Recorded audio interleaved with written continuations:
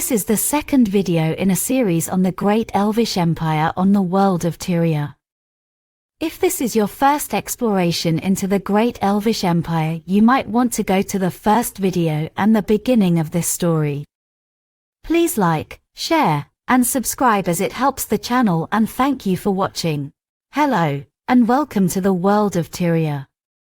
Tyria is a world where the events of the past rise to haunt, sometimes literally, the people of the present.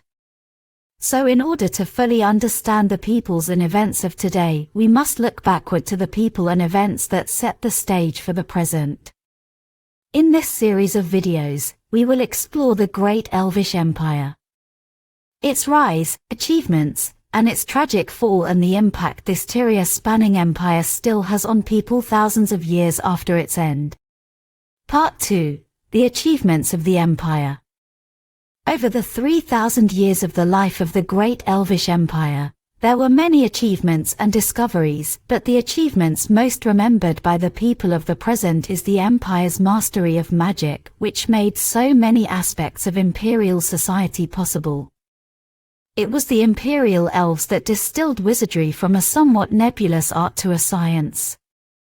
This achievement was eased by the fact that every elf was born with a mote divinity from the elvish gods, which allowed the elves to use wizardry with nothing more than training and the intelligence to grasp the principles of wizardry, while most non-elves were limited to elemental sorcery except for those with divine or draconic bloodlines who could also cast wizardly magic. Because of this large pool of wizards, more and more of everyday activities were performed with quasi-magical items powered by the heartstones that now were found in every province of the empire, as well as in the homes of the wealthy. All of these advancements came from the many schools and universities of magic that could be found everywhere in the empire. Open to both elves and non-elves, the schools taught the fundamentals of wizardry and elemental sorcery to any citizen who could qualify for admittance. Those who could not afford the tuition were often sponsored by the empire in exchange for imperial service for a set period. The universities were often limited to wizardry, and here more advanced teaching and study took place, with the fruits of their labor enhancing the life of all of the citizens of the empire. Many sorcerers and wizards of the present long for the day they discover an unlooted school or university, for its contents would make any dragon's hoard pale in comparison. It should also be noted that the empire did not neglect psionics in their research. Today psionics is called mind magic, but the elves, with their vast understanding of magic, realized that psionics were completely different from wizardry or sorcery, with the source of the psionicist's power coming from the practitioner themselves as opposed to the energy of the inner planes or the land, as in elemental sorcery or wizardry.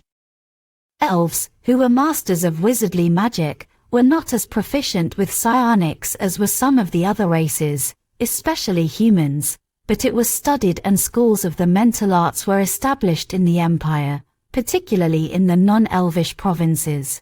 Before we leave the subject of spellcasting, it is worth noting the existence of one particular spell that modern-day wizards search for in every recovered elvish spellbook, and that is called the Spell of Preservation. Recovered writings say this was a low-powered spell that would prevent any non-magical item from weathering or decaying due to age. Since no example of this spell has been recovered, it is unknown what discipline of wizardry this spell is a part of, but those who have magically examined items treated with this spell have guessed it belongs to the discipline of alteration or chronomancy.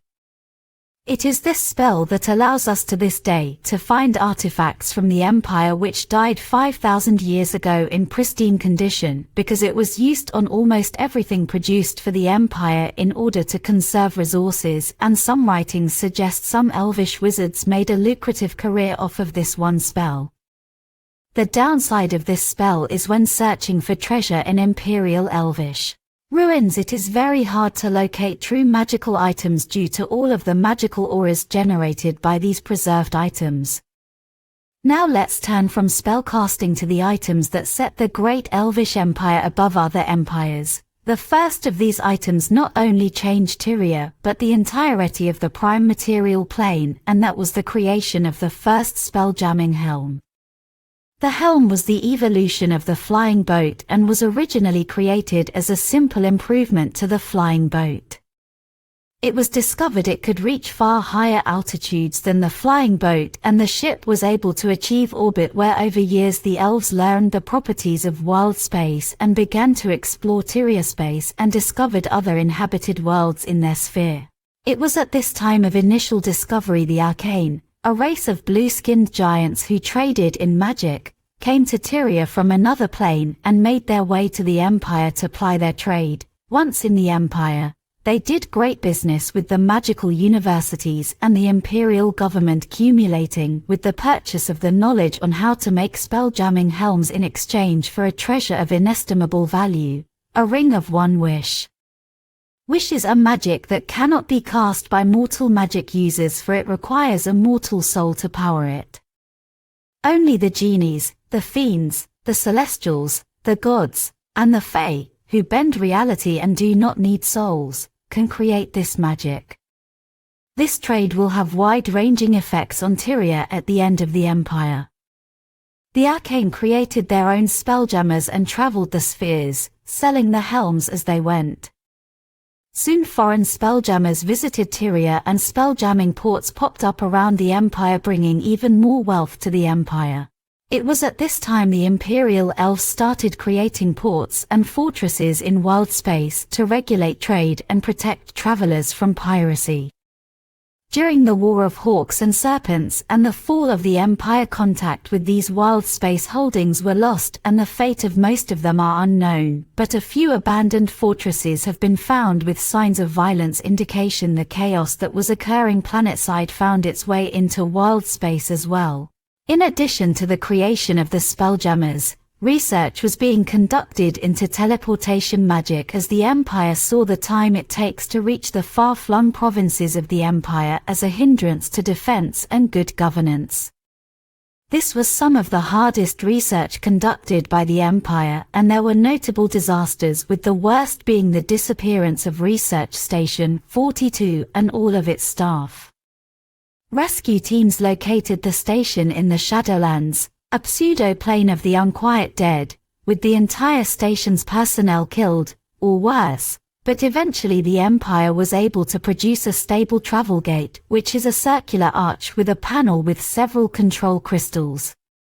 When the user pressed the control crystals in a certain sequence, the gate opens to another specific gate depending on the control crystals being pressed. This allows people, for a fee, to travel all over Tyria by simply stepping through a gate.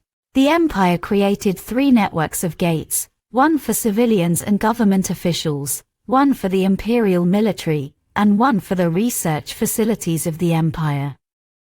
These gates not only aided government and defense but allowed citizens from around Tyria to travel the world, creating a holiday and tourism industry and aiding in immigration to the Empire.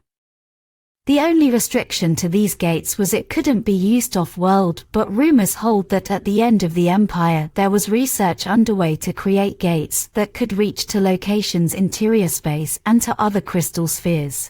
In the shadow of these great achievements, smaller, but no less important advancements were made as well.